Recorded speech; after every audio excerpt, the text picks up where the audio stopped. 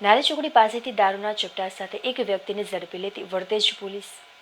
શહેરના Vartej police સ્ટેશનનો staff તેમના post વિસ્તારોમાં પેટ્રોલિંગમાં હતો તે વેળાએ ખાનગી રાહે બાતમી મળેલ કે નારી ચોકડી પાસે ભાવનગર તરફ આવવાના રસ્તા ઉપર એક વ્યક્તિ ભારતીય બનાવટી દારૂ લઈને ઊભો છે.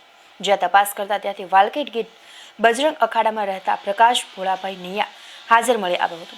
જેની પાસે રહેલ થેલામાં તપાસ કરતા તેની અંદરથી ભારતીય બનાવટી વિદેશી દારૂ ચપટા નંગ 30 મળી આવ્યા હતા. કિંમત ₹3850ના મુદ્દામાલ સાથે ઉપરોક્ત વ્યક્તિને ઝડપી લઈ તેની સામે ગુનો નોંધી કાયદેસરની કાર્યવાહી હાથ ધરી હતી.